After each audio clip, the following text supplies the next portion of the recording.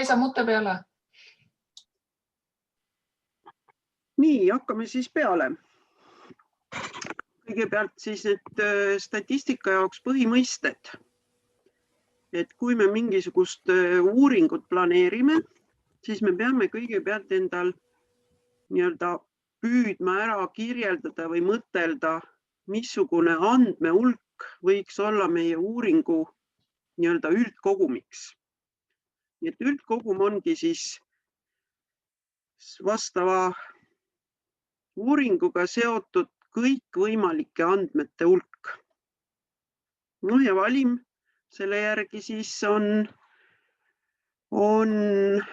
mingi osahulk sellest üldkogumist, sest nagugi isegi ilmselt tunnetate, et tihtilugu need mõningad andmehulgad võivad ikka nii suured olla ja ei ole võib-olla ka alati neid kõiki andmeid võimalik kätte saada, siis püütaksegi lihtsalt need kirjeldada, seda andmehulka, mis see üldkogumi peaks moodustama, sest üldlevinud tava ja taktika on, et kõiki statistilisi uuringuid tehakse valimipõhiselt. Ja üldine selline statistika olemus ongi siis, et me võtame teatud reeglite järgi, moodustame üldkogumi põhjal siis valimi, me analüüsime seda ja teeme siis valimi põhjal saadud arvutustest järeldused üldkogumi kohta. Kuna kõik järeldused peavad kehtima ka üldkogumis, siis on üpriski oluline aspekt sellest, et kui kohusetundlikult seda valimit siis moodustatakse, sellel on üpriski suur tähtsus. Sest üldine reegel on, et iga üldkogumi objektil on võrdne tõenäosus sattuda valimisse, ja siis sellest tulenevalt tekibki representatiivne valim, esindav valim, ehk siis eesti keeles päris öelda. Ja nüüd siis valimi moodustamine on võimalik siis moodustada, näete kaks põhiliiki on, üks on siis tõenäosuslikud valimid, nendeks on siis see lihtne juhuslik valim ehk juhuväljavõtt, süstemaatiline väljavõtt, kihtvalim ehk proportsionaalne valim, klastervalim ja kõikne valim. Kõikne valim ongi tegelikult siis üldkogumi uuring, kuhu siis ikkagi valimisse siis nii-öelda ongi see valimiks on siis kõikvõimalikud andmed. Ja selline kõige parem näide, mis on meil siis ka kõigil, eks ju, nii-öelda praktiliselt läbi proovitud, on see rahvaloendus. Sellest lähtuvalt võite siis öelda, et miks väga sageli me ei tee selliseid üldkogumi valimeid või uuringuid. Mis nende häda on?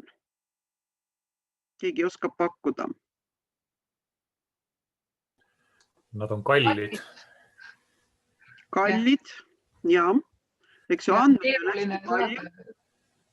need on vaja siis nii-öelda võimalikult lühikese aja jooksul, eks ju, läbi uurida, küsitleda, koguda need andmed. Ja rahvaloendust silmas pidades siis ongi, et see lühike aeg peab olema seal, sellepärast, et need andmed ju on ka väga kiires muutumises. Kes sureb, kes sünnib juurde, kes abiellub, kes lahutab, igasugused sellised muutused on siin ja nagu vast kõrva on jäänud, et siin vaieldakse juba mitu aastat, et kuidas seda järgmist rahvaloendust teha, kas teha registripõhiselt või siis küsitleda jälle rahvast, nii nagu eelmine kord. Nüüd on vist nii-öelda kirik keset küla, et jõutud järelduseni, et teatud andmed kogutakse registritest ja siis ikkagi teatud andmed küsitakse inimese käest. Tänapäeval on seda natuke lihtsam teha tänu internetile ja interneti küsitlustele, aga ikka on vaja tööle võtta need küsitlejad, kes siis hakkavad käima ja küsima neid inimesi, kes interneti vahendusel ei tee ei vasta sellele küsimustikule. Nii et tõesti, nad on kallid, palju andmeid on vaja võimalikult lühikese aja jooksul läbi uurida, nii et seepärast selliseid väga kõikse valimiga uuringuid väga sageli ei tehta. Noh, aga juhul, kui see üldkogumi hulk ei ole nii-öelda väga suur, siis muidugi ongi mõistlik ikkagi fikseerida kõikide võimalike objektide andmed. Nii et ikkagi koguneks siis paraja suurusega statistiline andmestik, mida töödelda. Nii. Ja nüüd nendest valimiliikidest siin, nende tõenäosusliku valimiliikidest, võib-olla need esimesed 3 liiki on siis sellised valimiliigid, võib-olla mille nii-öelda üldkogumid on fikseeritud, võivad olla ka niisugused et kui üldkogumi on fikseeritud kuskil tabelites või registrites, nagu neid nüüd moodsamal ajal nimetatakse, ja sealt on vaja siis lihtsalt välja võtta üks väiksem andmehulk, et neid andmestikku siis uurima hakata. Nii, võib-olla siia kõrvale siis näitame, kuidas juhuslikku valimit siis moodustatakse. No näiteks oletame, et meil on lihtsalt, eks ju, tabelis on, kujutate ette, et tabelis on kõik andmed, seal on 1000 andmerida. Võib-olla nad on sinna sisestatud siis nii-öelda ilmumise või saamise järjekorras, nii nagu need andmed tulevad. Ja meil oleks vaja siis saada valim, kus on 100 andmerida. Nii et üldkogumis oletame, et on 1000. Ja siia me tahame teha siis valimi, kus on 100 andmerida. Seega üldkogumis on siis kirjeread, ütleme, et 1 kuni 1000-ni. Nii et siin on siis 1 kuni 1000-ni need reanumbrid ja meil on vaja saada siis 1 kuni siis 100-ni. Nii, ja selleks on siis näiteks Exceli funktsiooni saab kasutada, see funktsioon on, eks ju, random sõnast. Tema genereerib arvud 0-st kuni 1-ni. No võib-olla panen siia. Aga meil on nüüd vaja saada arvud 1 kuni 100-ni. Kuidas see arvutuskäik võiks siis olla? Kuidas me saame skaalat suurendada lihtsalt, et arvud oleks näiteks siis 0-st 100-ni? Rand vastus tuleb 100-ga läbi korrutada ja ära mõõdada. Tähendab, eks ju, et saame arvud 0-st kuni 100-ni, siis tõesti, eks ju, seda funktsiooni avaldist me peame läbi korrutama 100-ga. Random. Nii, aga mingi väike muutus on vaja veel teha, et tuleks vahemikus 1-st kuni 100-ni. Randis oli ka vist see võimalik ju vahe määrata, et kus kohas ta neid arve genereerib. No tegelikult on veel olemas rand between funktsioon ka, aga kui siit seda kasutada, siis tegelikult me ei korruta mitte arvu 100-ga, vaid korrutame ta 99-ga ja liidame lihtsalt 1 juurde. Sellest ei teki midagi. Tähendab, et sellisel hetkel, kui ta funktsioon genereerib 0, siis see olekski esimene andmerida ja kui ta genereerib 99, siis me saame selle viimase 100. no teeme ta siis näiteks katsena läbi. Aga Siis mingi hetk võtame- tuleb ju need komakohad ka ära lõigata veel. Mida? Ja komakohad lõikame ka ära, selleks kasutame int funktsiooni, see lihtsalt lõikab komakohad ära. Ja ülejäänud avaldis siin int funktsiooni argumendis on siis see, mis siin eelnevalt kirja on pandud. Random on ka selline funktsioon, kus funktsiooni argumendiks ei ole mitte midagi, on lihtsalt nii-öelda sulud lahti, sulud kinni. Ja lõpuks siis int funktsiooni sulg ka veel lõpus.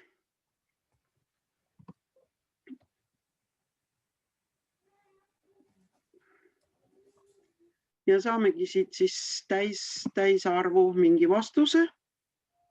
No paljundame mingile maale. Me võime kas või 100 ka muidugi ära tõmmata neid, aga jätke siis märgendus peale. Sest ja nüüd meil kõigil, kuna need on juhuslikud arvud, siis meil kõigil on erinevad arvud. Nii, ja need arvud, et nad nii-öelda püsivateks jääksid, on meil vaja need arvud kohe kopeerida nii-öelda kõrval veergu näiteks ja välja kleepida, kasutades siis kleebi teisiti varianti 1, 2, 3. Sest näete, et juhuslike arvude generaator töötab kohe iga käsujärgselt, et kui me siin tegime kopeerimiskäsku, siis juba esialgses veerus genereeriti uued arvud. Nii et jah, meil kõigil need arvud on nüüd erinevad ja nüüd selle veerule võib siis jätta märgendatuks, siis veel tavaliselt ta sorteeritakse, pannakse nad kasvavasse järjekorda. Noh, ja nagu näete, minul juhtus siin juhuslike arvude generaator töötab ühtlase jaotuse järgi ja praegu mul on siin juhtunud ka korduvaid numbreid järjest. Noh, need sisuliselt ega midagi ei juhtu, kuna on juhuslikud arvud, siis võib mingite suvaliste arvudega need korduvad väärtused lihtsalt asendada. Issand, kui palju on neid korduvaid. Noh, või siis teine protseduur natuke pikemalt peaks mingi makro tegema, et ta neid, kui juba leiab, et on selles reas see arv juba esineb, siis seda ta ei genereeriks, vaid võtakski kohe järgmise. Et siis seda saab makroga. Mul on seekord väga palju korduvaid arve tulnud. No, kui ma võtan selle, praegu kopeerin siit kõrvale ja sorteerin.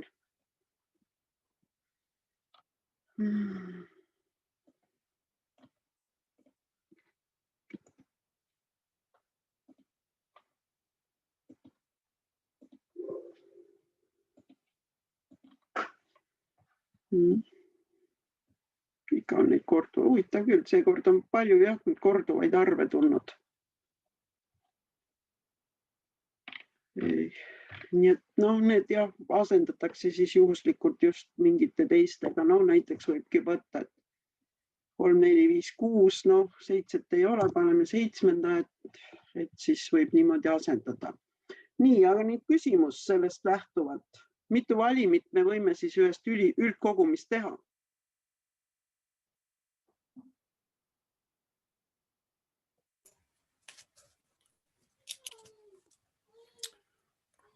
Kes sellele vastaks?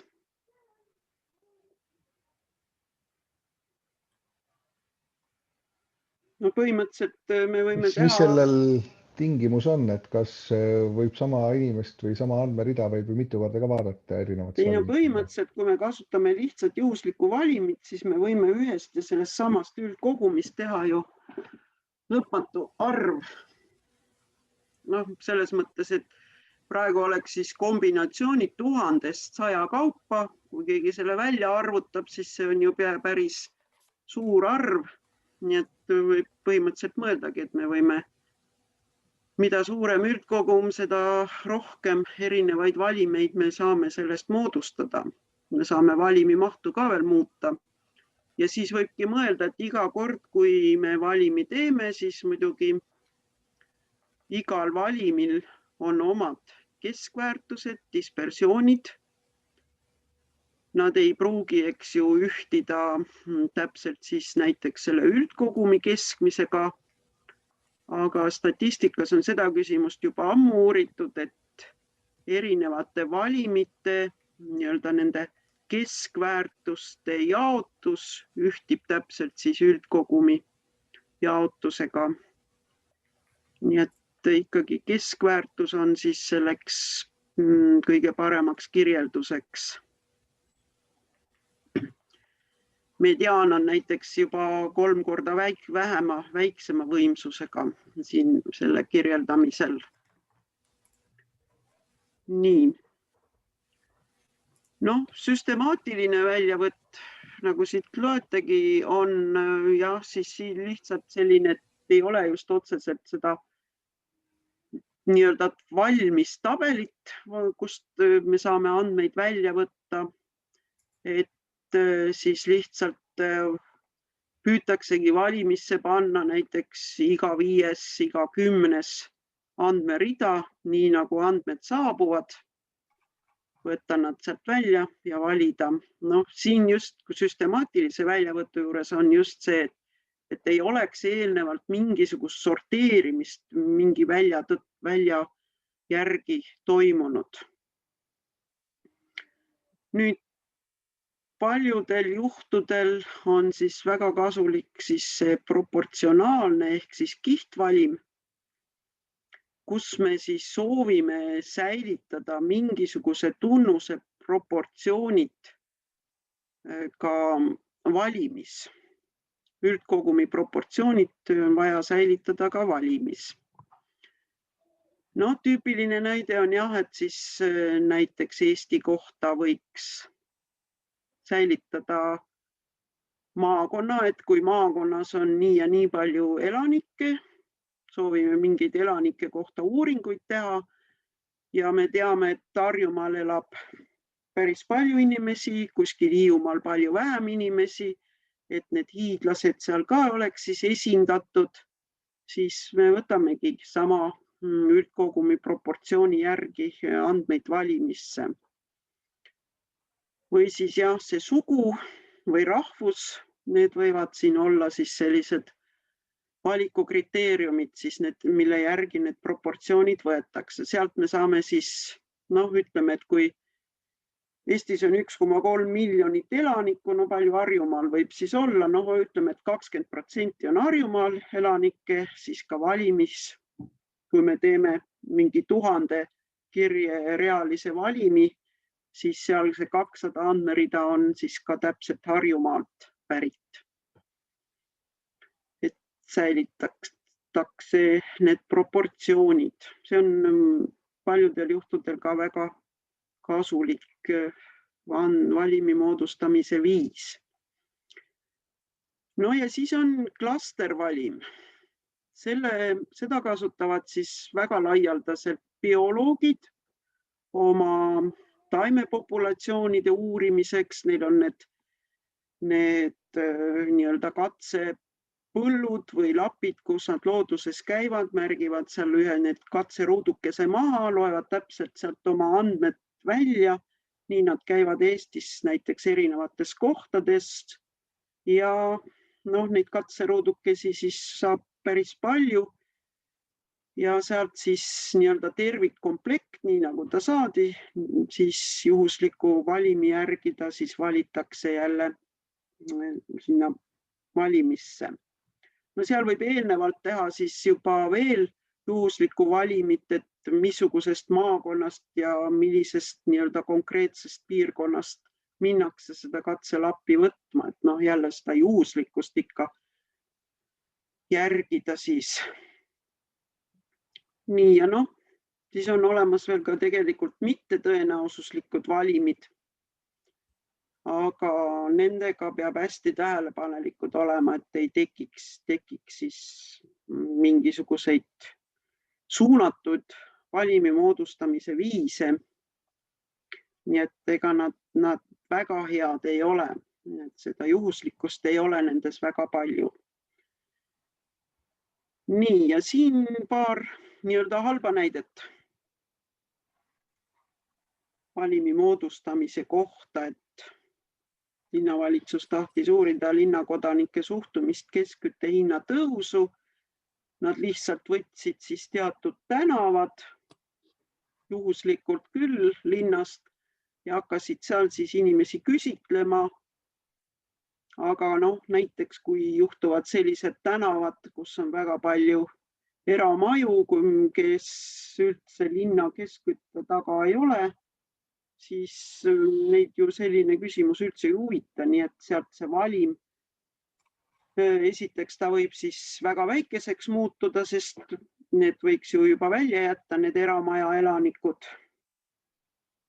Nii et see võib siis jah, ja jällegi tulemust ei ole nagu sellisel lihtsal juhul.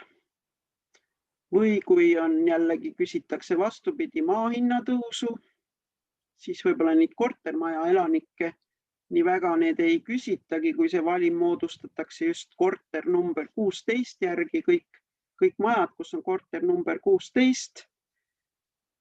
Need on kortermajad, seal suures majas väga ei mõjuta see maa hinna tõus ju.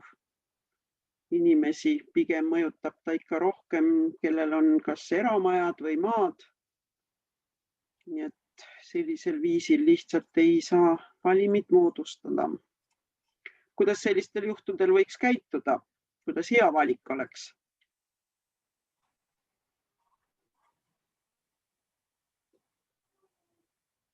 Keskkütte hinna tõusu näiteks, kui soovitakse uurida. Keskkütte puhul pigem küsida siis korterelanike käest? Jah, tähendab, et juba valim vaadatagi siis need kliendid, kes selle keskkütte taga on, kes seda keskkütte eest maksavad ja siis sealt nende hulgast. Kas ütleme puht reaalselt rääkides, et kes see tahab nagu hinnatõus, et seda nagu küsitluse teel ei saa mõnda asja üldse läbi viia? Ei saa jah, tähendab, kes see vaevalt ütleb, eks ju, et oi, mulle väga meeldib hinnatõus, eks. Yeah. Aga kui niimoodi praktilisest küljest valimi moodustamise mõttes võtta, siis peaks ikkagi need firmad, kes keskküttega tegelevad, kellel on kliendid, ainult nende kliendi baasi võtma ja sealt siis need juhusliku valikuga näiteks need inimesed välja võtma ja siis helistama läbi küsima, mis nad sellest asjast arvavad. Vabandust, kui palju peaks arvestama seda vanuselist jaotust siis sellisel juhul, kui me seda valimit otsime? Vanuselist korterielanike suhtes siin praegu. Ma ei tea, kas see vanus siin mängib väga rolli. Tähendab, selles mõttes, et sellisel juhul võetakse korteri omanikud, nad võivad nooremad, vanemad olla. Et jah, kelle pensionärid selge ei. Siis võib need klientide vanuselist jaotust võib jälgida, võib seda proportsionaalset valimit võtta, et on nii palju, kui on klientide hulgas pensionäre, siis proportsionaalselt on ka selles valimis neid pensionäre sama palju. Nii. Nüüd siin siis ongi, ühel juhul ongi seesama valimi maht. Et üldine reegel on umbes 10% üldkogumi mahust. Aga see ei ole jälle niisugune absoluutne arv, sest näiteks kui Eestis on 1,3 miljonit elanikku, nii, siis 10% sellest oleks 130 000, eks. Nii et ütleme nii, et Exceliga sellist andmestikku nüüd kindlasti ei saa analüüsida, selleks on spetsiaalandmestikku vaja ja ega siis, kui on tehnilised vahendid olemas, ega keegi ei keela meil 130 andmereaga siis töötamast.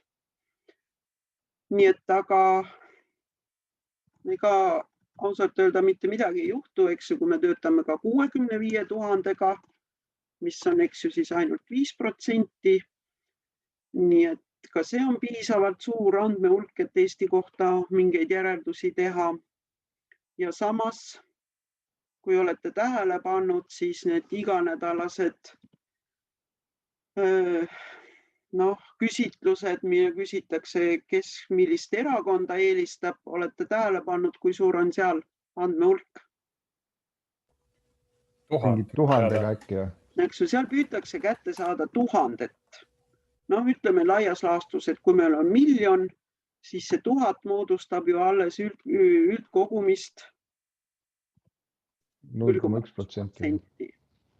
Ja ka selles uuringus, selles küsitluses, kes millist erakonda eelistab, see on telefoni küsitlus. Aga ma ei teagi, kas nad järgivad seda 1000, aga see 1000 on nagu eesmärgiks pandud, aga kas nad need 1000 inimest siis lõpuks läbi ka helistavad, seda ei ole kuskil, ei avaldata.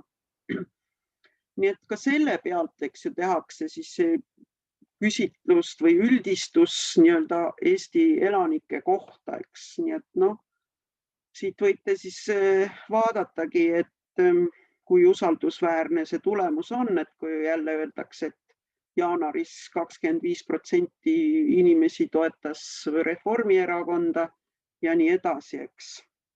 Nii et see selge on see. Aga kuidas selle protsendi järgi üldse hinnata usaldusväärsust, et ilmselt ei pane see, on ta nüüd 10 või 5 või 1% ei pane usaldusväärsust.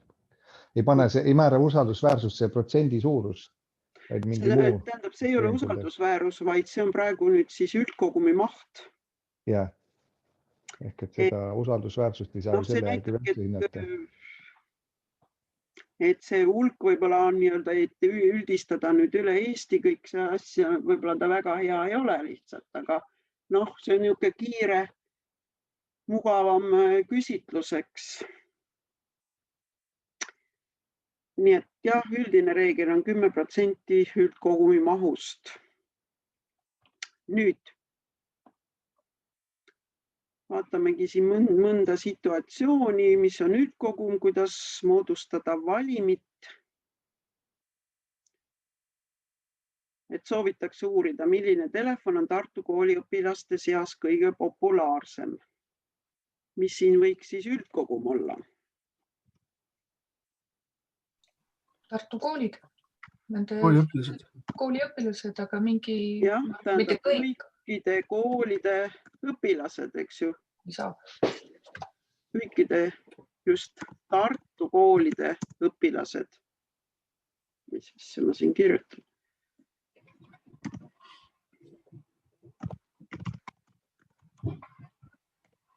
Nii, ja kuidas nüüd tuleks siis valim sellest moodustada?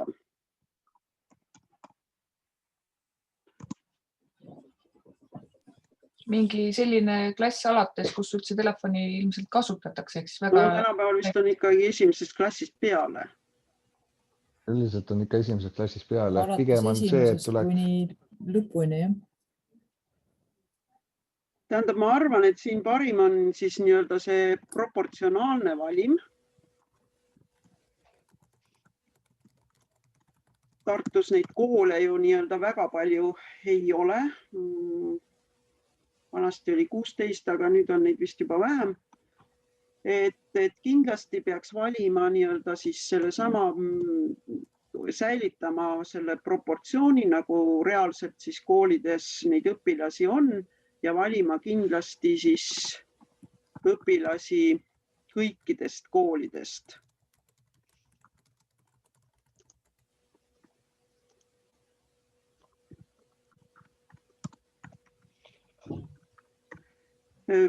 Proportsionaalse siis selle suhte järgi. Siin võiks siis olla, et kui me oletame, ma täpselt ei tea, et kui Tartu koolides õpib näiteks 5000 õpilast, siis siin võiks selle 10%-lise suhte kindlasti säilitada, sest siin see üldkogum ei ole teab mis suur. Suht 10 000 õpilast peaks olema Tartus küll. Mida? Vähemalt 10 000 õpilast peaks ikka Tartus olema. 10 000, siis ongi 1000, eks ju. Paneme, et on 10 000 ja siis võibki siin siis olla 1000. 1000 andmerida on korralikult esindav valim.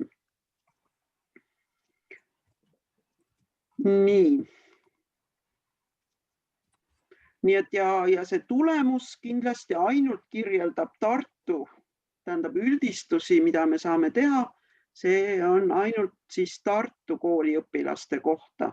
Selle põhjal ei saa järeldusi teha,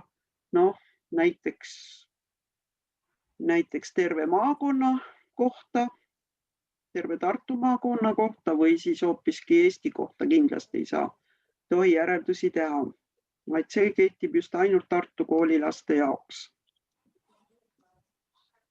Nii, teine punkt.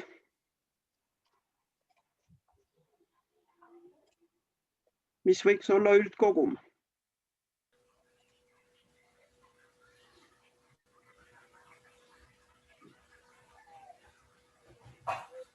Üldkogum on selle konkreetse linna kõikide gümnaasiumite kõikide klasside õpilased. Jah, tähendab siin, eks, et selleks valiti linna Y-gümnaasium.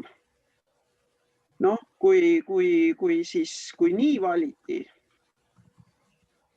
17-aastased vist on seal 12. klassis. siis see Y-gümnaasium ongi üldkogumiks.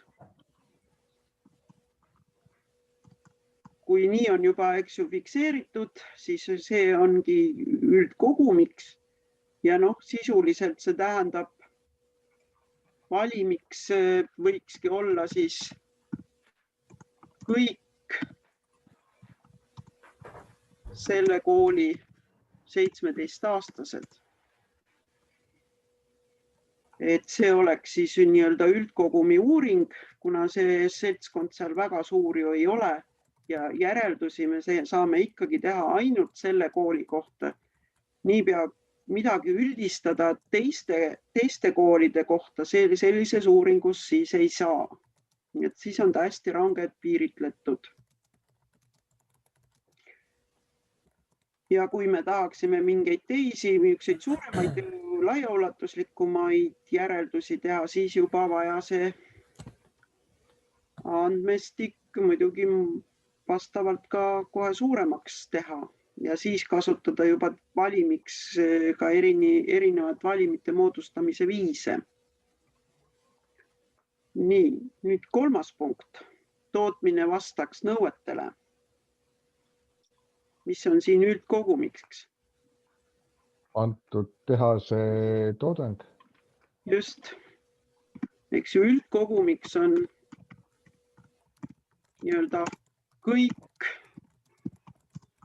aja jooksul toodetud tooted.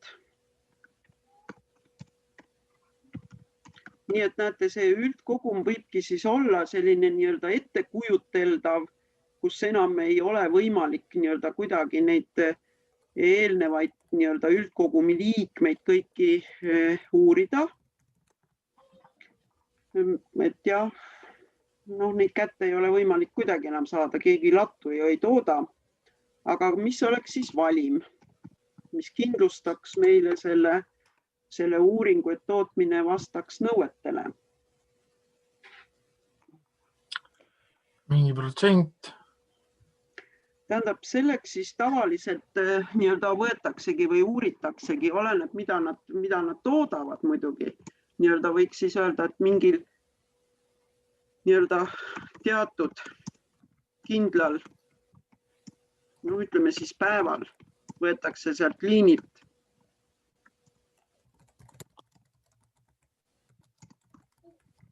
tooted ja mõõdetakse neid siis. Ja seda siis tehakse siis korduvalt ja vaadatakse, kas nad vastavad kostile või mitte. On nõuetele vastavad või mitte ja seda tehakse siis, oleneb tootest, eks ju, kas tehakse seda kord kuus või tehakse seda kord nädalas. Nii et sellest tootmise intensiivsust lähtuvalt siis seda uuritakse. Nii. Ütlen omast kogemusest, et autotööstuses näiteks 2 korda 8 tunni jooksul lausa. No võt, no seda jah, mida suuremad nõudmised, eks ju, toodetele on, seda jah, rohkem peab neid mõõtma ja kontrollima ikka kogu aeg. Sest kõik me teame, et igasugused asjad ikkagi tööd tehes kuluvad ja tekivad need lõksud. Nii, mingi uuring Eesti kohta. Ma olen tähele pannud, et neid teekasutusuuringuid või palju autosid tee peal liiguvad, need kipuvad väga tihti olema samal ajal, kui seal piirkonnas on mingi rahvaüritus. See on natuke suunatud valik, eks ju, sellisel juhul. Kellegil oli paremaid numbreid vaja? No, see eurorahade jaoks on vaja, et seal peab ju teeliiklus olema tagatud autode arvuga, et saada toetusi peale. No ega need trossid üle tee ju, need ka uurivad ju liiklussagedust. Neid ma mõtlengi, jah. Ja, aga need trossid ka selekteerivad välja, kas see on veoauto või on sõiduauto, et ei ole nii, et lihtsalt... Ma ei ole ka täpselt kursis, aga neid ma olen ikka kohtanud, on suuremate teede peal ja on väiksemate teede peal. Tegelikult ta mõõdab ära ajavahemikuga, siis sealt, kas siis on mitmeteljeline see masin on ja... No nii palju isegi, jah. No siis nad on päris kasulikud, jah. Selles mõttes, et eks nad võtavad autod ära, aga... Ma ei usu, et peole kõik lähevad veoautoga. Ei, no asi ei ole selles, seal on vaja saada kätte palju autosid on ja väga tihti on nende trosside juures ka mingi rahvaüritus või laat või mingi siuke asi, et... No ei tea, sel suvel oli päris pikalt, oli seal Külitse järve taga selle väikse tee peal need trossid.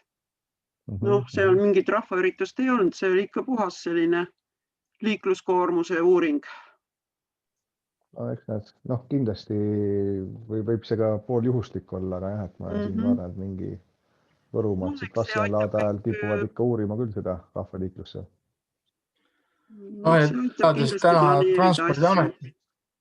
Teades täna Transpordiametit, neil oli see plaan juba 2 aastat tagasi, et seal on see mõõtmise teostamine.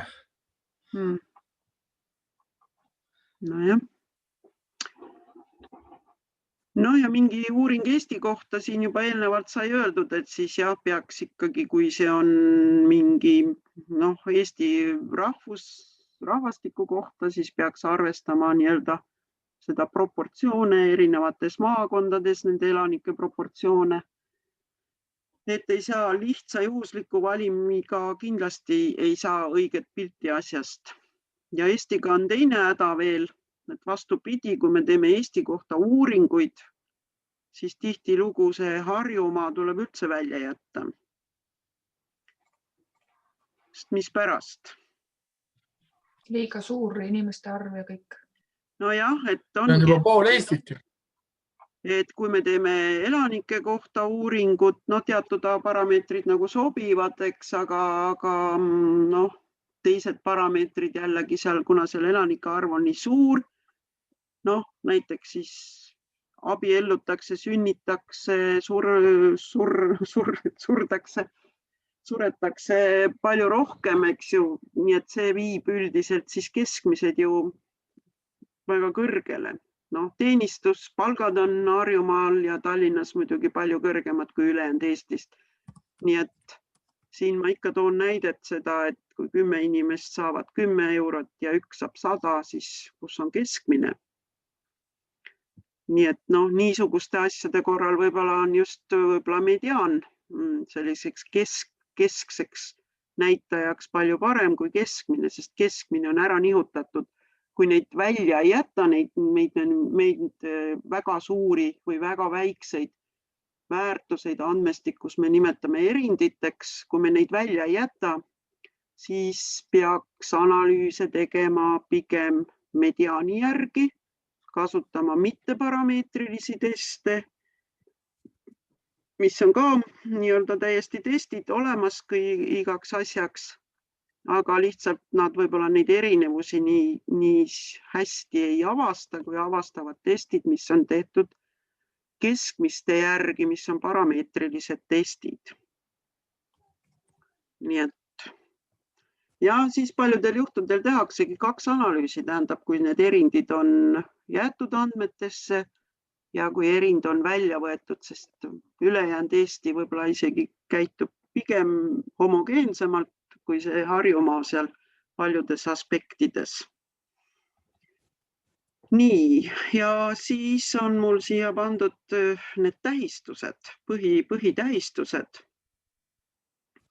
Üldkogumi ja valimi tähistused, kuidas me neid nii-öelda kasutame ja miks neid siis nagu teadma peab, seda ma ei saa liigutadagi ära. Võtame selle siit üles.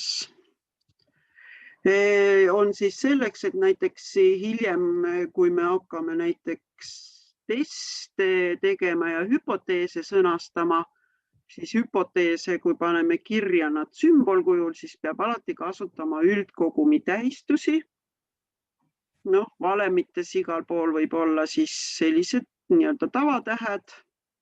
Keskväärtust on suhteliselt tülikast sisestada nii-öelda, noh, näiteks ja sama Excelisse, et X kriipsukesega. Nii et see on dispersioon, standardtälve ja korrelatsioon on R ja see on siis rho.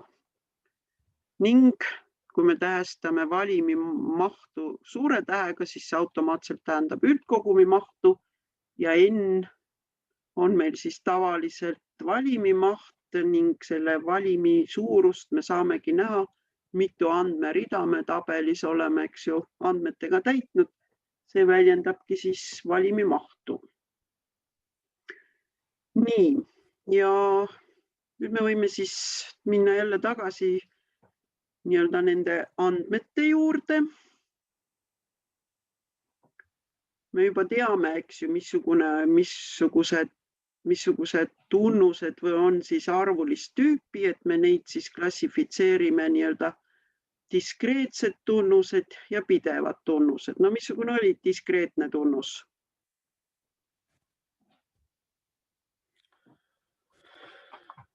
Mis siin kõige olulisem selle määramise juures oli?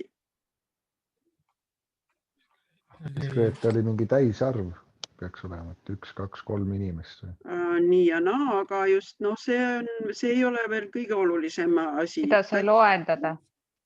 Aga see väärtus saadakse... Loendada oli võimalik. Loendamise teel, jah, väärtus saadakse loendamise teel. See oligi see põhiline eristevus. Nii et kõik teised arvulist tüüpi tunnused võib öeldagi, et on pidevat tüüpi. Need on kõik mõõtmised ja kõik muud, mida me väljendame siis reaalarvudega. Nii, ja me ei ole rääkinud siis, et juhuslik suurus võib ka olla mittearvulist tüüpi. Näete, et need on siis nominaalne, järjestus ja binaarne. Nii, nominaalset tüüpi juhuslik suurus on suurus, kus me lihtsalt neid väärtuseid nimetame. Noh, mis väärtuseid me nimetame, võime siia näiteks mõned tuua. Ja algkeskmine. Mida? Mille küsimine? Nominaalne. No millise tunnuse, ehk need on tunnused, mida me sisuliselt tabelisse kirjutame näiteks teksti kujul või kasutame siis mingisugust arvu ja teksti koos. Ja ta võib ka olla ainult arvudega väljendatud. Ma ei tea, kellel on koduloomaks koer, kellel on kass. No näiteks koduloom, jah. Või noh, koduloom. Võib olla kukk ja kana ja kõik muu, eks.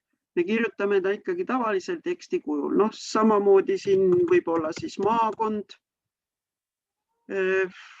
Eks ju kirjutame teksti kujul. Siis nad võivad olla ka mingid igasugused koodid, kus me võime kasutada nii tähti kui numbreid. Nii, ja võib ka olla näiteks aastanumber. Võib olla ka kuu, eks ju, kuu nimetus eriti, aga aastanumber just selles tähenduses, et ta on konstandi tähenduses.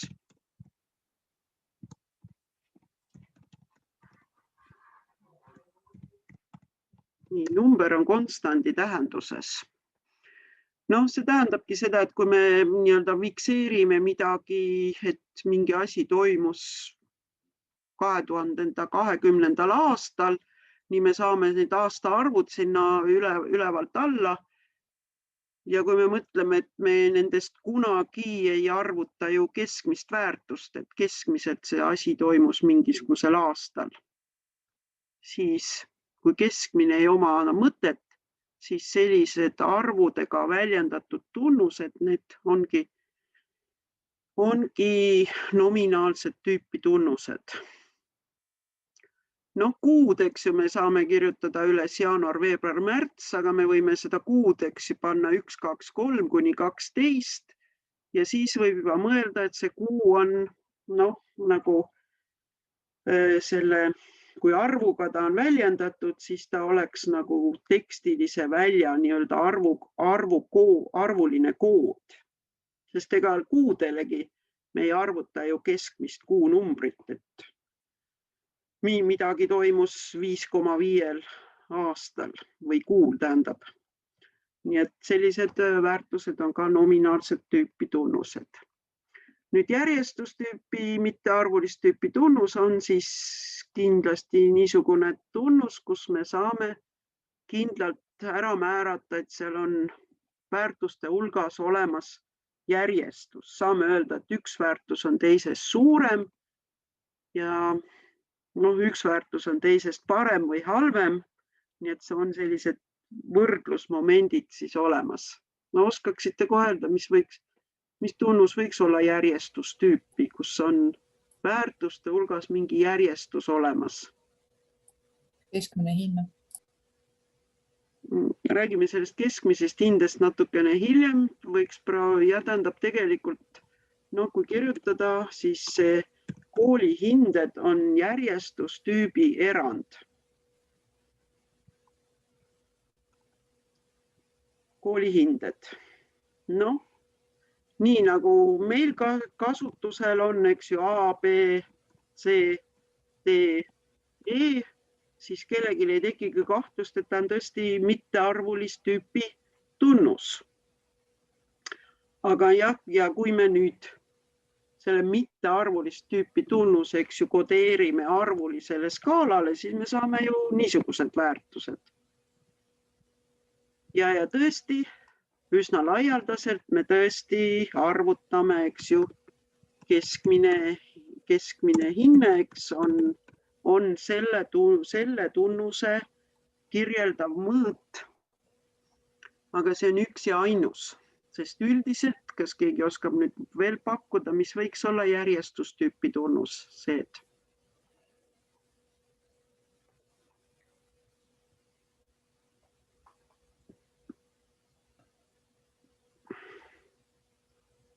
Võistlusel saavutatud kohad näiteks.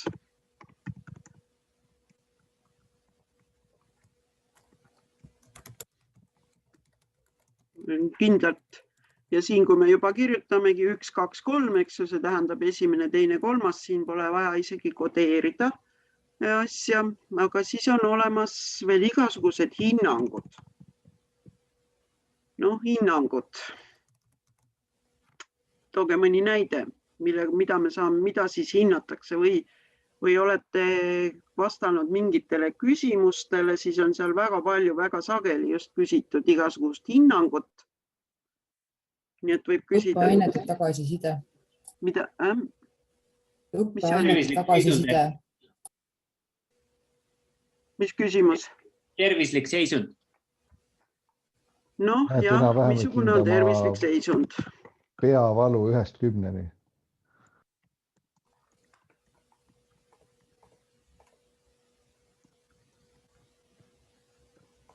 Missugune on tervislik seisund? Mis võiksid need nii-öelda vastuse variandid seal olla või mis tuleks?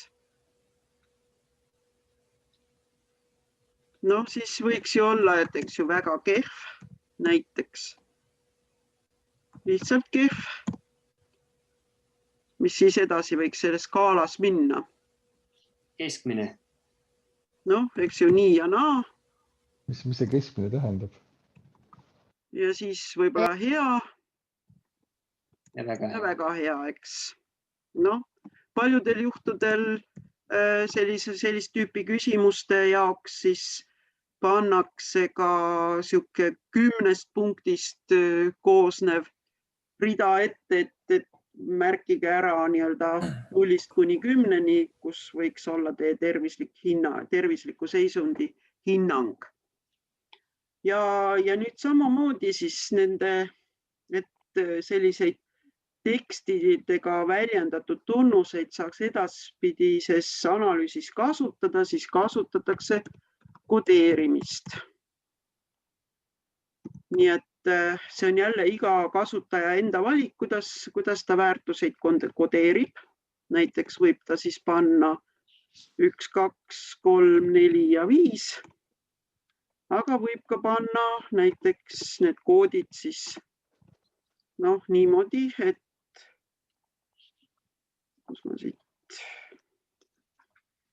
et see nii ja naa on 0 ja siis 1 ja 2 on nii.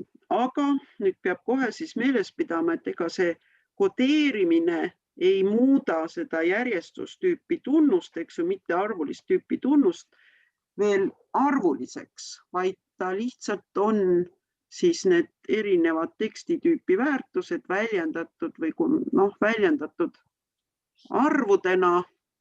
Nii et ega me siin ikkagi ka ei arvuta mitte kunagi keskväärtust, vaid järjestustüüpi tunnusel ja ka nominaalsel tüüpi tunnusel me pigem kirjeldame seda tunnust sageduste kaudu. Nii et me ikka loeme üle, eks ju, mitu kehva, mitu head.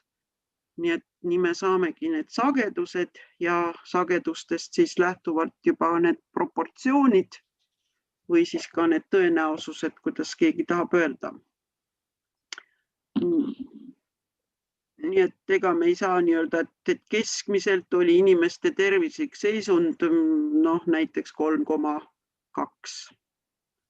Nii nagu ei saaks hästi öelda. Samas kiputakse päris palju seda keskmist meist kasutama ikkagi. Aga ikkagi need peavad olema, kui keskmist kasutatakse, siis need peavad olema ikka arvulist tüüpi tunnused. Mitte arvulist tüüpi tunnustel ikka keskmist ei saa kasutada. Kas võib küsida korraks?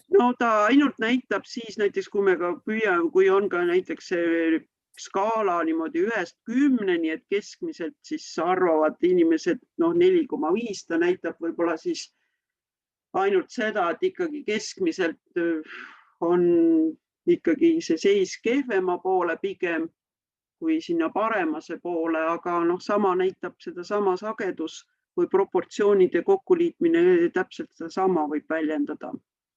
Nii et võib-olla siis see ongi see kirjaoskuse küsimus. Ja mis küsimus veel oli? Keegi tahtis vahepeal küsida. Ja Maria tahtis küsida seda, et see kodeerimine, see meenutab nagu jubedalt seda, ma ei kuule väga hästi. Nüüd on paremini kuulda. Mis selle kodeerimisega on? See kodeerimine, mis me kasutasime, see meenutab nagu mingil määral seda, kuidas on õisis üles ehitatud see õppeainete tagasiside või midagi sellist. Ja seal nagu ikka tuuakse see keskmine välja, et kuidas nagu see nagu seotud on, et kui me ütleme, et ei saa keskväärtust nende punktide järgi, nii seal tõesti pannakse õisis need mingisugused hinnangud, jah.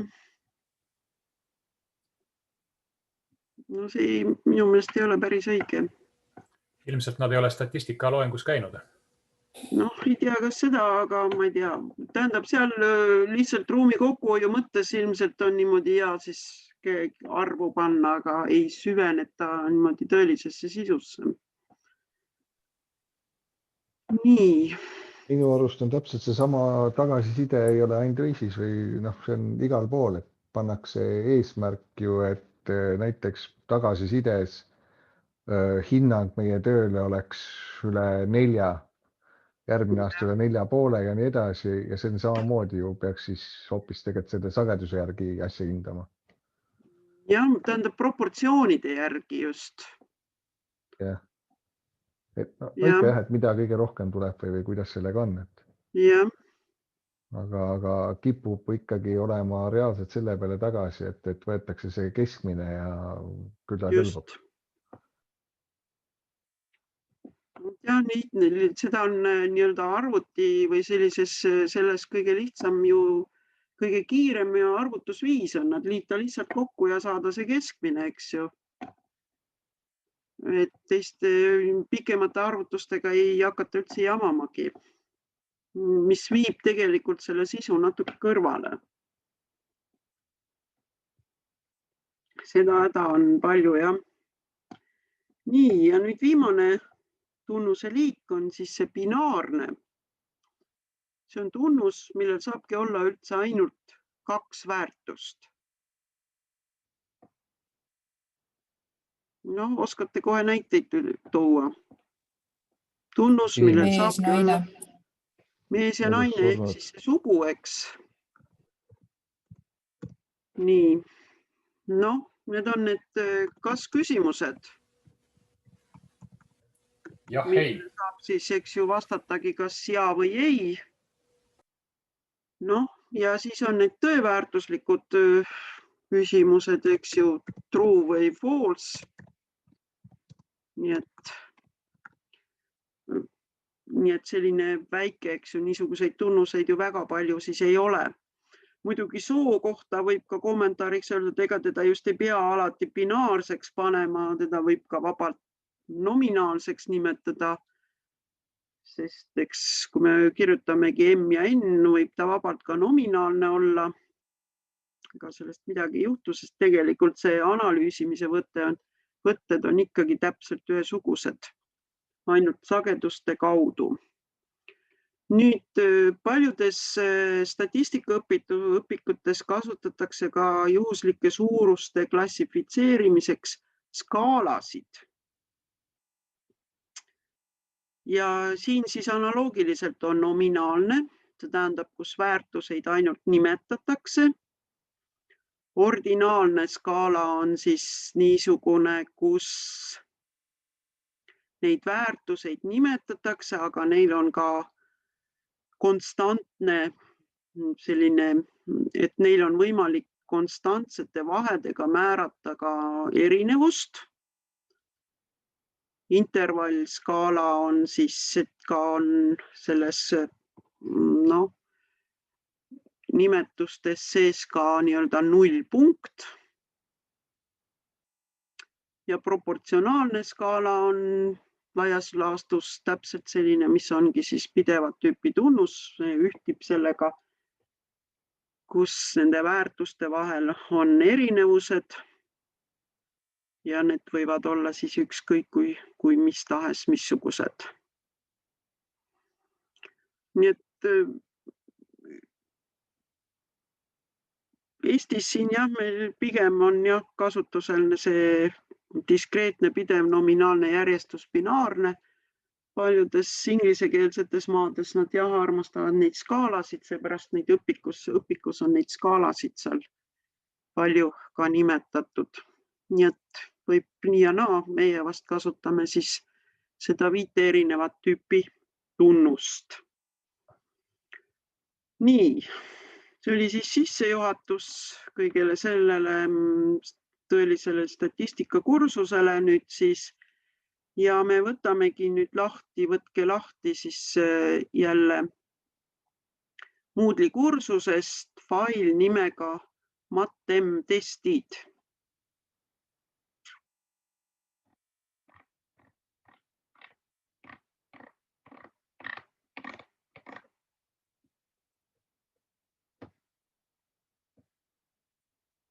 Nii, saite lahti.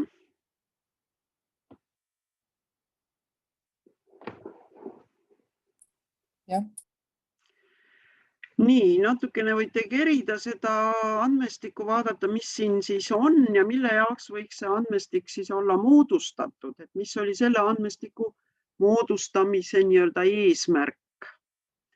Et näiteks, kui te nüüd siia andmetabelisse Excelis midagi kirjutate, siis kindlasti kirjutage võib-olla teksti ka siia tekstikasti ja hoidke nii-öelda alati andmetest üks veerg alati tühi, siis see ei sega seda andmeanalüüsi. Aga üldine soovitus, et võimalikult andmete lehele ei maksagi midagi kirjutada.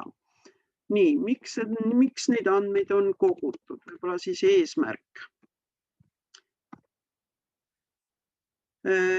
Jah, sessioonõppele me ei ole ajast ja aega teinud nii-öelda matemaatika esimeses tunnis testi.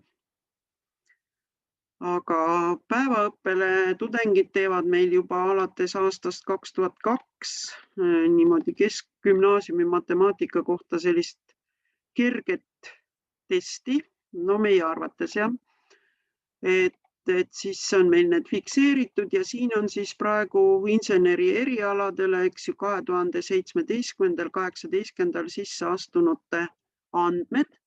Lisaks me siiski küsimegi, missugune hinne oli tal keskkoolis ja mis ta sai riigieksamist ja missuguses klassitüübis ta õppis ning siin on juba siis ka esimese semestri hinded nendel inimestel siia siis pandud. Nii et eesmärk võikski siis olla, et selle kas testi tulemuse põhjal võib ennustada nii-öelda ülikooli õppeedukust või et kas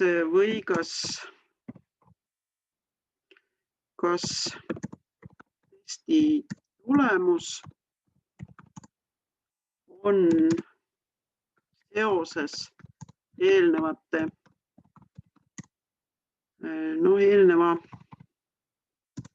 matemaatikaindega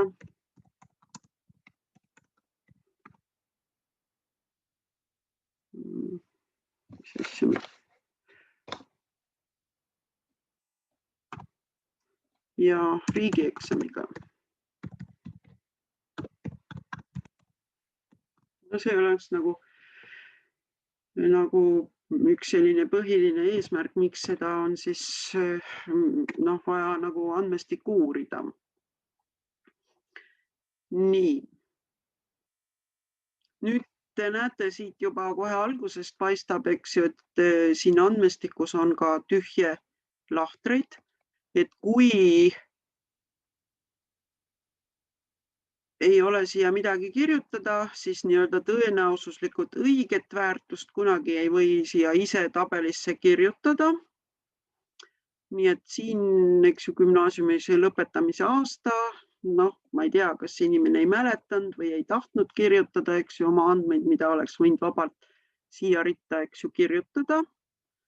Riigieksamiga on sama lugu, et tihtilugu ei mäletata, kui palju punkte saadi. Või üldiselt inseneri erialadel meil on nõue, et eks ju riigieksam peaks olema tehtud, kuid 2018 ja 2017 juba võis ka see riigieksam nii-öelda olla tegemata, aga sellisel juhul ta pidi tegema sisseastumiskatse, näiteks ja siis selle tulemusena sai ta siis siia ülikooli, nii et näete seda siis, need on võimalused, aga seda ei ole siis siin täpselt märgitud. Aga mis siin tühi lahter võiks tähendada?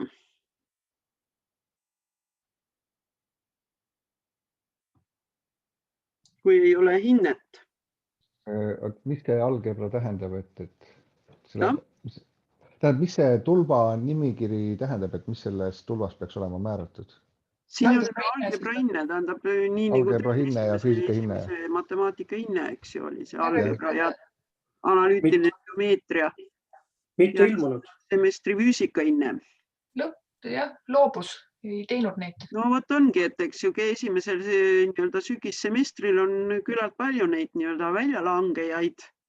Tuleb sügisel kooli, aga talveks teda enam ei ole. Nii et siin võib siis olla neid või lihtsalt, et ta on veel nimekirjas, aga ta on lihtsalt selleks hetkeks, kui andmed said loodud, et pole veel hinnet saanud. Nii et see on siis ja muidugi need tühjad read andmes, kui neid on ikka väga palju, siis paljude analüüside juures need tühjad read muidugi tuleb, eks ju, välja jätta, nii et selle võrra siis andmestik läheb kohe lühemaks, nii et seda peab siis arvestama, et siis peaks kuskilt andmeid juurde võtma. No meil siin on ligi 200 andmerida, nii et see on siis praegu täiesti piisav siin uuringuks. Nii, näiteid läbi teha. Nii, määrame siis selles andmestikus need tunnuse tüübid, nii et kui siis siin andmetabelis veel öelda, üks tabelirida väljendab ühe objekti andmeid alati ja üks tabeliveerg ongi siis ühe tunnuse väärtused, nii et alati siin peavad need väärtused olema ühte tüüpi. Nii et nii, rühm, mis tüüpi tunnus on?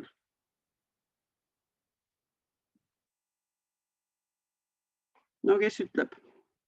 Vaadake kõrval, kuidas me teda tähistame. See EH tähendab, eks ju, eriala maaehitus. Ta on siin nii-öelda lühendina kasutusel. Me saame sellest juba aru. Nominaalne siis. Siis ta on, eks ju, nominaalset tüüpi. Nüüd sisseastumisaasta.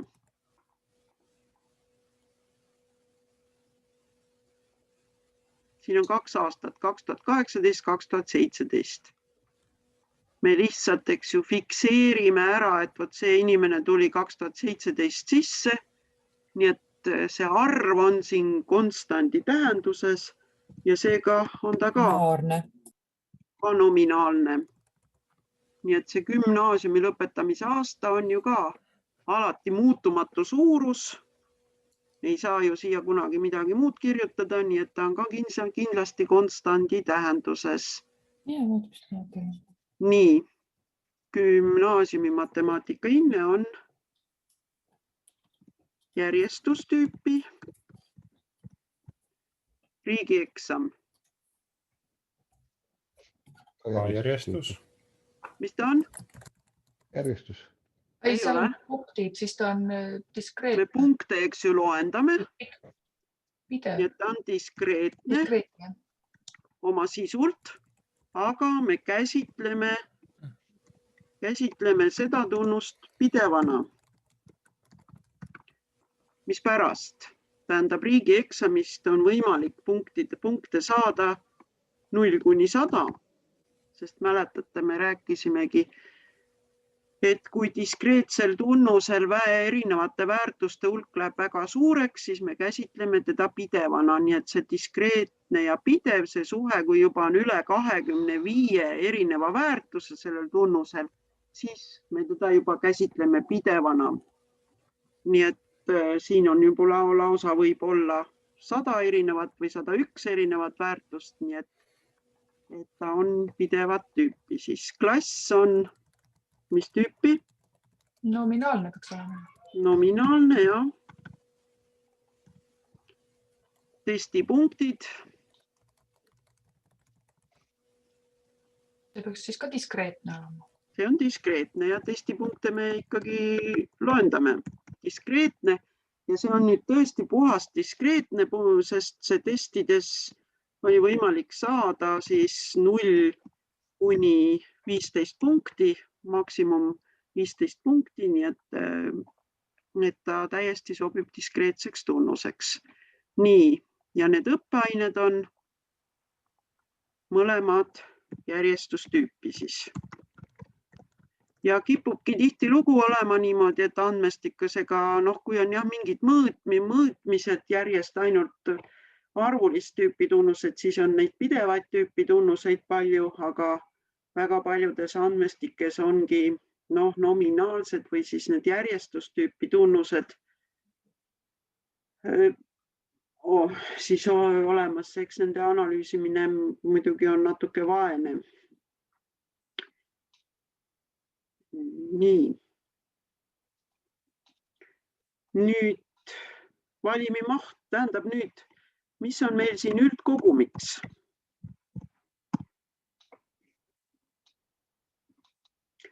Võib-olla seda, kas siit andmete pealt oskate öelda, on meil üldkogumiks on 2017. aasta ja 2018. aastal. Noh, siis ongi need Maaülikooli inseneri erialadele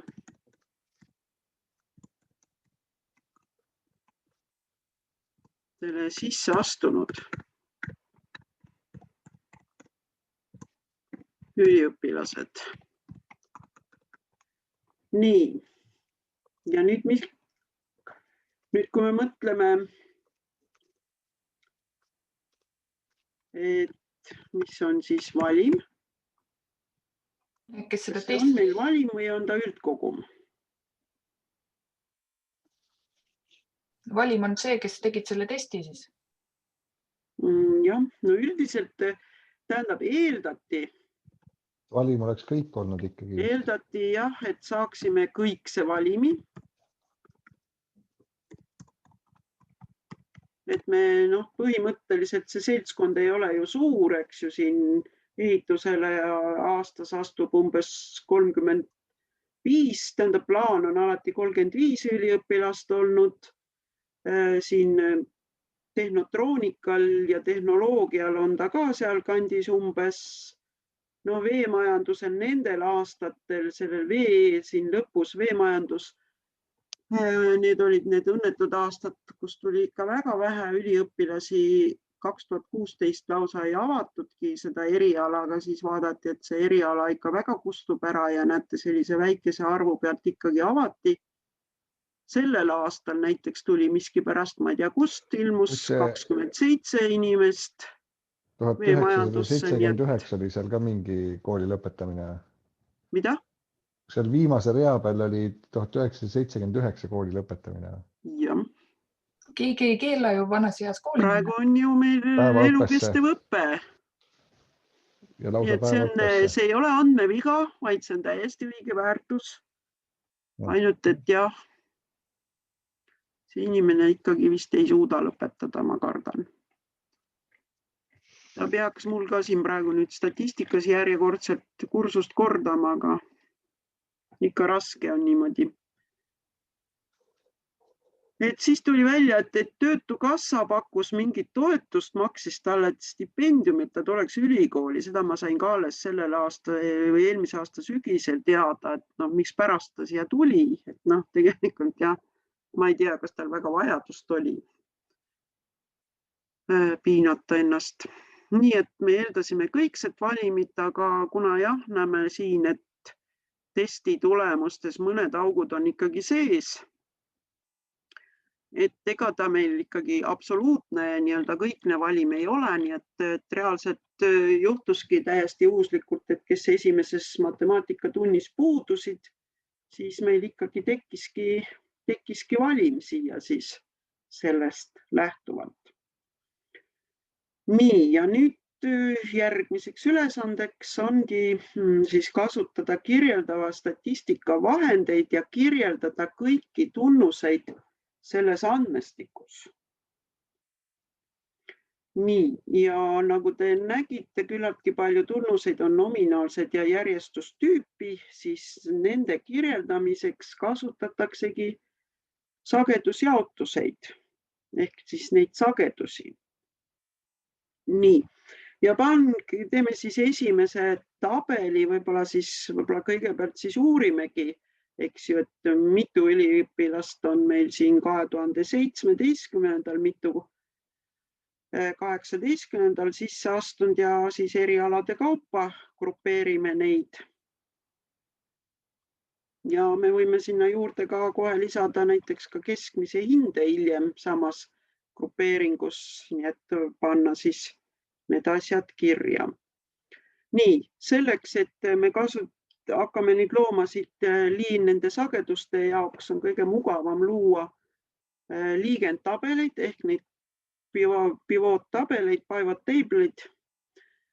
Nii et selle alustamiseks pange kursor suvalisse kohta siia andmete peale. Valige lisamenüüst pivot table. Nii, selle eelis see ongi siis see, et kui kursori andmete peale panete, siis näete, on ta juba selle andmeploki nüüd juba sisse võtnud. Ja see on üks peamine põhjus, et miks ei tohi siia andmete kõrvale midagi kirjutada, et peaks olema tühi, et automaatselt saadakse aru, kus on andmetabel. Nii, ja las ta siis teebki praegu esimese tabeli meile siis uuele töölehele, nii et vajutame OK. Ja nüüd edaspidi tähendab, ei soovita ma kasutada, näete seda varianti, et te lihtsalt neid linnukesi siit valite. No esimese jaoks võib ju panna, et ta läks reapäiseks rühm. Sisseastumisaasta pange, võtke nüüd ta kinni ja tõmmake siin selles menüüs, et sisseastumisaastat me soovime veerupäisesse saada. Ja nüüd, et saada sagedustabelit, me peame siis, võib siis kasutada ükskõik, ma panen just praegu sisseastumisaasta, siis tuleb kohe viga, et te seda jälgiksite, tähendab sagedustabelis siin väärtus väljal. Teil on vist paljudel inglisekeelsed office'id, et siin väljal see funktsioon peab olema alati count.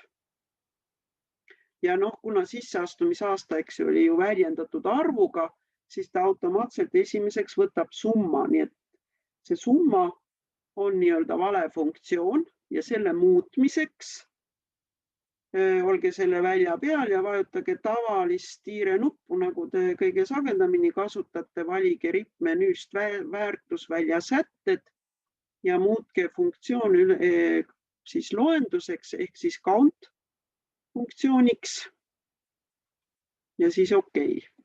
Ja siis saab aru, siis on nii-öelda õige. Nii et see, mis me nüüd koostasime, see ongi, tegelikult on ta kahemõõtmeline sagedustabel. Nii, ja siin siis just jälgida, et funktsioon peab alati olema loendus.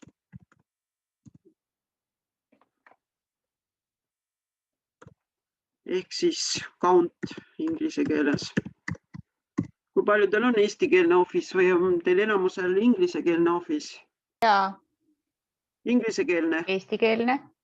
No ja, mulle nüüd on juhtunud eestikeelne siin olema.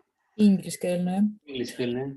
Mul on küsimus, mul on see count'iga tuleb 2018 96 ja üldkokkuvõte 191, et millest see erinevus võib tulla? See on küll kummaline, kas kõigil on see nii või? Ja minul on täpselt sama, mis on teil seal.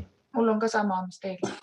Mul on 99. Mul vist vahe on selles, et ma seda rühma äkki lohistasin sinna tähendab, seda rühma võibki niimoodi lohistada, jah, mööda ekraani. Niimoodi. Aga jah, mul näitab nagu 96 ja 191. Siis on veel, nüüd ta enam ei näita seda. Te võtsite ju sama andmed lahti. Kas kuidagi... Küll, jah. Aga kas sai õige pivottabel või siin oli see mingi lisadega pivottabel ka seal? Pange kursor, proovige uuesti teha, kas ta tõesti ei tule. No ma ei usu, et see keelest sõltuvalt ei tohiks tulemus erineda. Ilmselt ma ise tegin midagi valesti. Et tähendab, kuidagi ta ei ole vist tervet andmeplokki võtnud.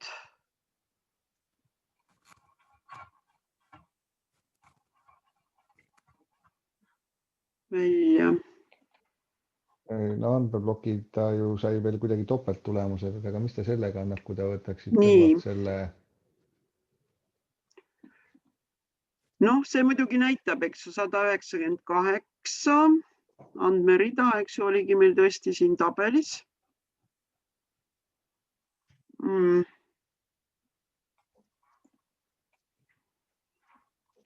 sest rühmverg on, eks ju, kõik täidetud, selle järgi ta praegu määrabki ära ja sisseastumisaasta, eks ju, on ka ühtegi puuduolevat välja, sellel ei ole, selle pealt ta täidabki ära. Ja nüüd me saame siis hakata kirjeldama seda tabelit. Tähendab, eks ju, kunagi, kui me kirjutaksime andmestiku analüüsi, siis jälle võtame selle tekstikasti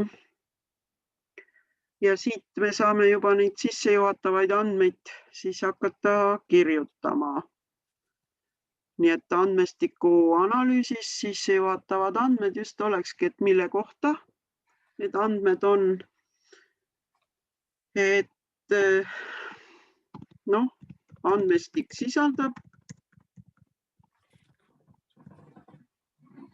2017. aasta ja 2018. aasta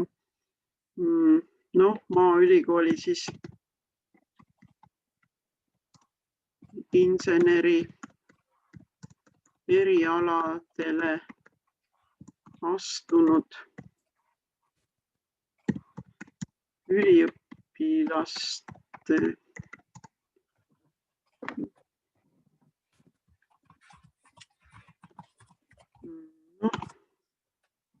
võib juba panna matemaatikaga seotud andmeid.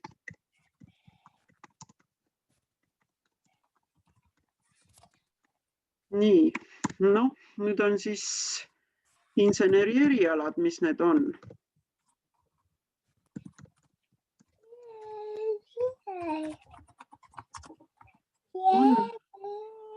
Paneme loetelu, eks ju, on siis maaehitus, sest me peame selgitama ära, et oma need andmetes kasutatavad lühendid. Ehitus, siis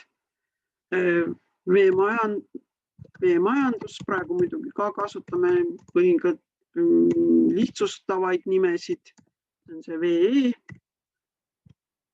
siis on tehnotroonika, see on see TS ja tehnoloogia.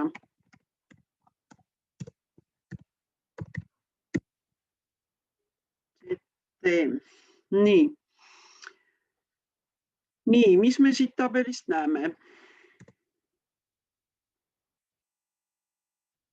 Saame öelda, kui suur on meie valimi maht. Valimis on 198 andmerida ja praegu on juhtunud täpselt niimoodi, et mõlemal aastal on võrdne arv vaatluseid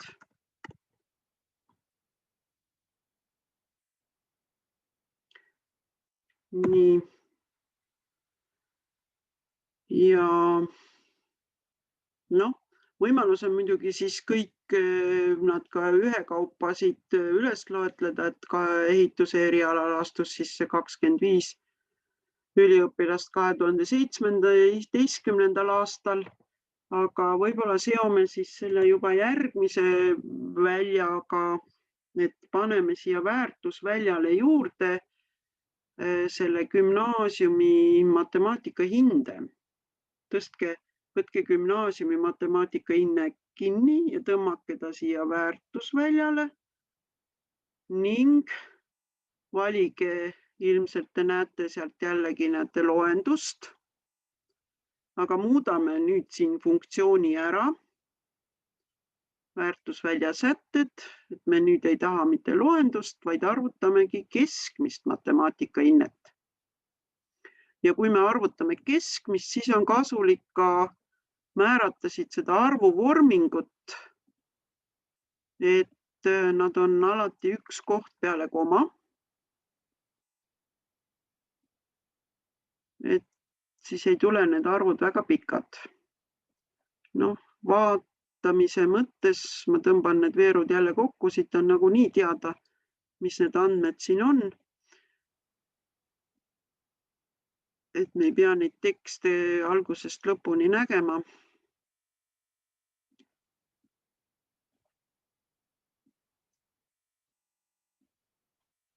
Nii.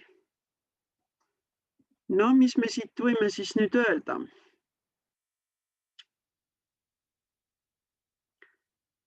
Gümnaasiumi hinde kohta.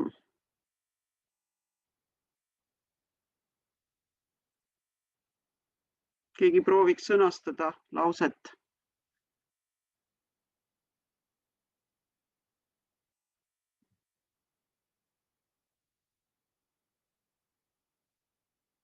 Noh, tuuakse välja sellisest tabelist tavaliselt nii-öelda kõige paremad ja kõige halvemad väärtused, siis sellega nagu saabki anda siis selle väärtusvahemiku muutumise.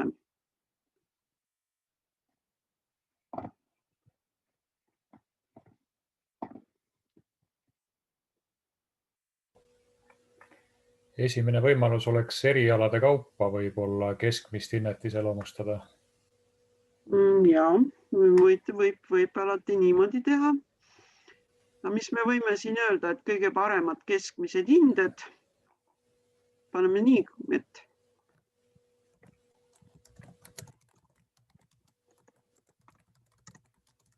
keskmised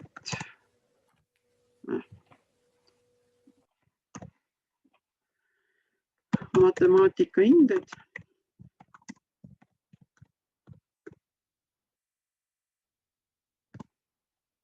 (3,9) olid 2017. aastal, siis tehnotroonika, TS eriala,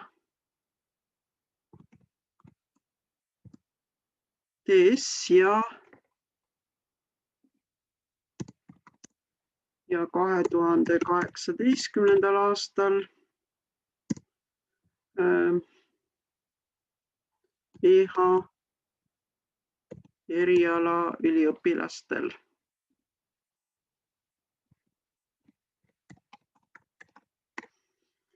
Võib ka näiteks niimoodi välja kirjutada, aga loomulikult võib hakata järjest peale nii keskmised eriala üliõpetaja ja lisame võib-olla siia need üliõpilaste arvud ka siis, kuidas see siia sobib kõige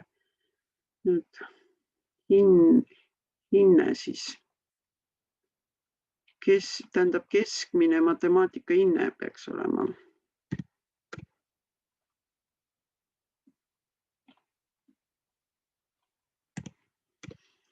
Hinne 3,9 olid siis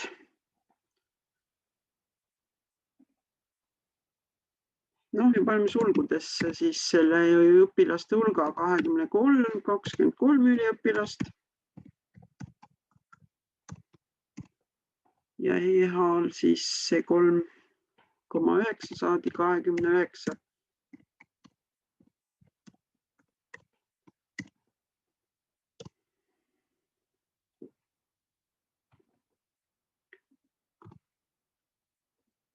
Nii. No ja kõige kehvemad hinded on see 3,1, eks.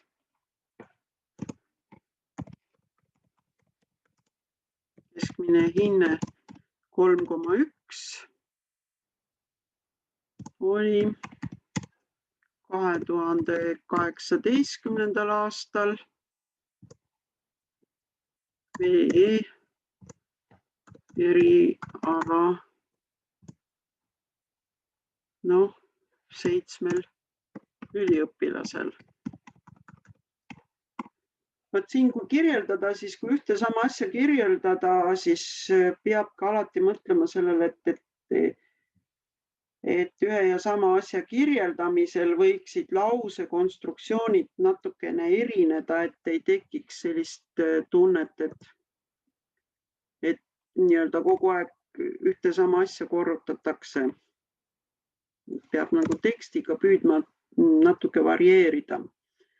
Sest ega tegelikult see tabel sobib täiesti panna ka andmestiku analüüsi, aga alati peab seda tabelit ka kirjeldama.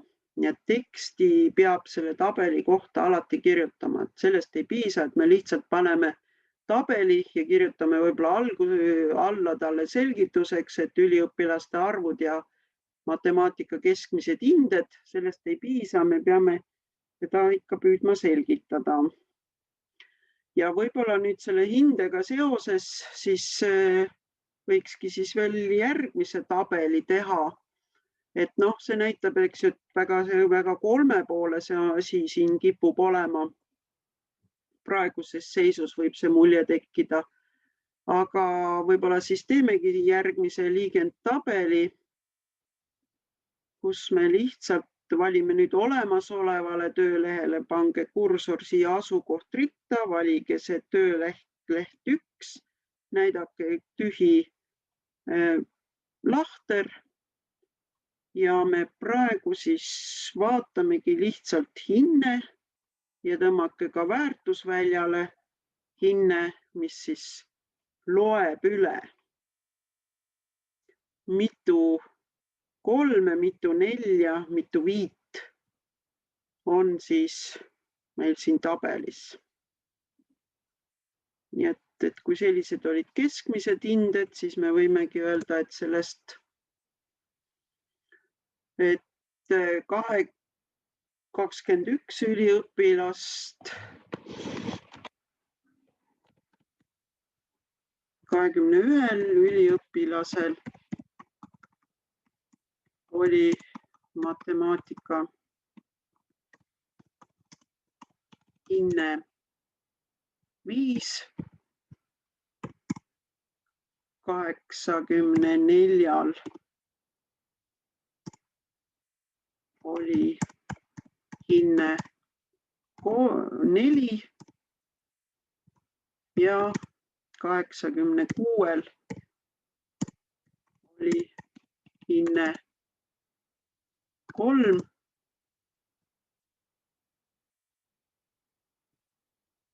ülikooli sisseastumisel või gümnaasiumi lõpuhinne, ükskõik.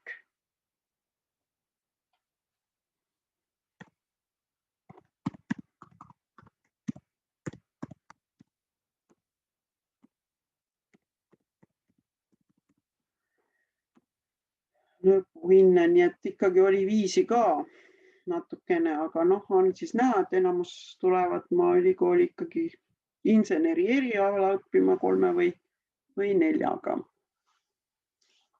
Eks ta nii on ajast aega olnud, et see gümnaasiumi lõpetajate saba alati meil maaülikooli tuleb päevases õppes. Nii, mis me järgmisena, siis nüüd on eks ju kirjeldatud seda gümnaasiumi hinnet, on seda eriala, sisseastumist ja niimoodi siis võime ka jätkata.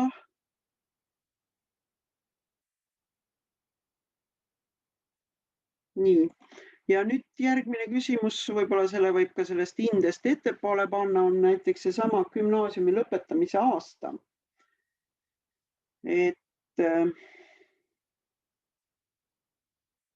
Siin on kindlasti üks küsimus, et kui palju on neid lõpetajaid, tähendab, samal aastal tulnud ja kui palju siis on, eks ju, nii-öelda varem lõpetanud ja siis ülikooli tulnud. Nii et teeme järgmise liigendtabeli. Samale töölehele.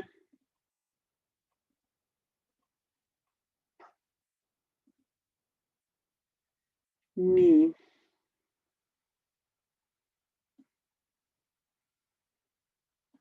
Gümnaasiumi lõpetamise aasta ja valime teiseks selleks veerupäiseks siis sisseastumise aasta ja ükskõik kumba nendest kordame siis väärtusväljal. Aga näete, jälle on summa Nii et vahetame funktsiooni loenduseks.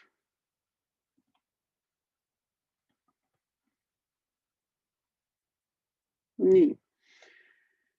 Nüüd kindlasti pööratakse ka tähelepanu sellele nii-öelda puudu olevatele andmehulkadele. Siit hakkab seda siis juba nii-öelda välja paistma. Et võimegi siis märkida, et nüüd, kus ta siis võime siis kõigepealt alustada ikkagi sellest, et samal aastal, kui palju üliõpilasi siis kuidas selle sama aasta kätte saab? Mida? Kuidas nüüd selle välja näeb siit tabelist, et samal aastal, kui lõpetati, astuti ülikooli?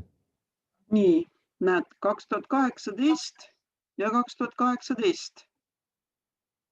Ning siin, eks ju, 2017 ja 2017. Need on need samal aastal sisse tulnud. Okay. Nii et selle lause me võimegi siit nende arvudega siis kirja panna.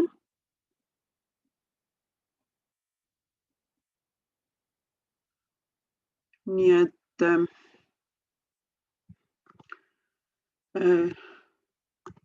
samal aastal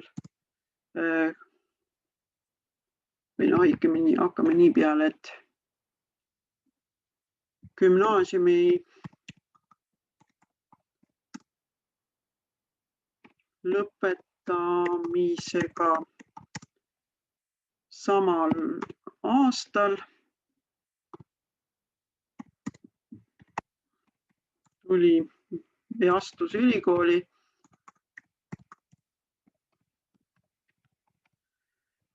kooli 2017. aastal 42 üliõpilast.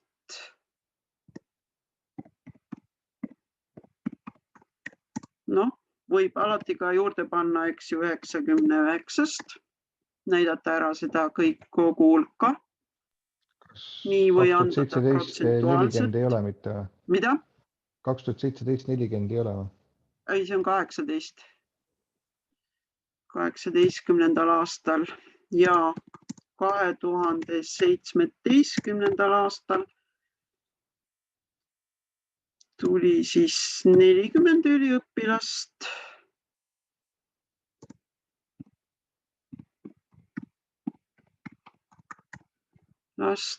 Noh, ka 99-st, eks ju siis. Nii, ja nüüd võib siis ära märkida, et mida me veel siit võiks tähele panna.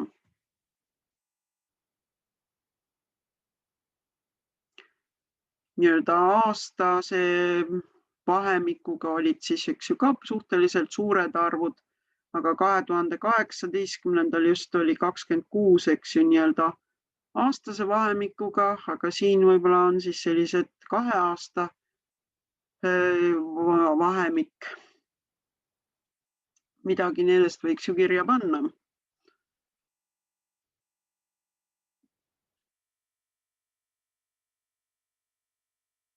Nii et aasta pärast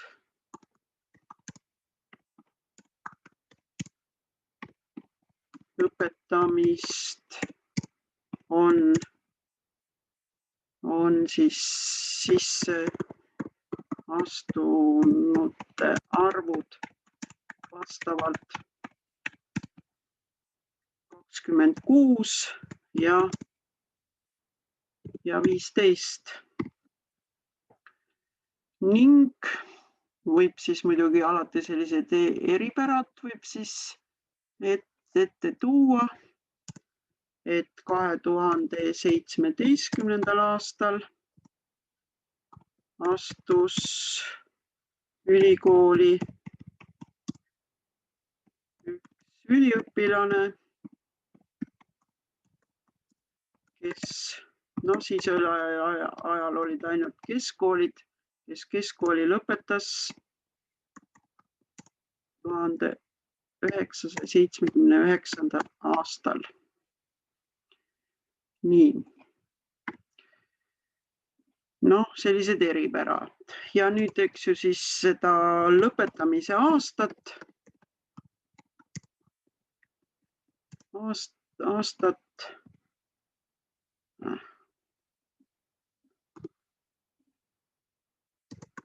ei olnud märkinud 31 üliõpilast.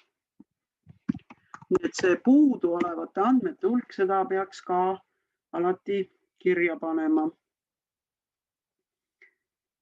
Nii et ja võib ju siia siis kuskile ka kirja panna need ülejäänud hulgad.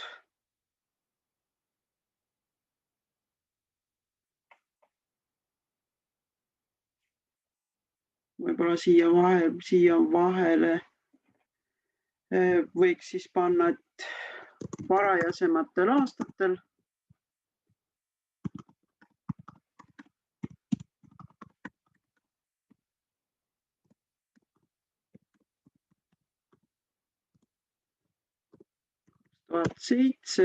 kuni 2015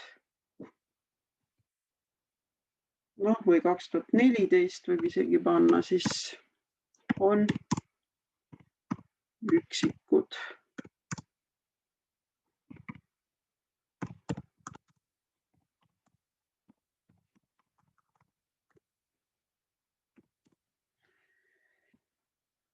See lause võib ka puududa, ega siin täielikult ei pea kõiki tabeleid lahti seletama. Nii, nüüd on see 2 tundi meil täna läbi. Kas me siis praegu lõpetame? Olete väsinud? Mina tahaks küll lõpetada. Jah, tänaseks. Kuna võiks järgmine kokkusaamine pigem olla? Järgmine kolmapäev, ma saan aru.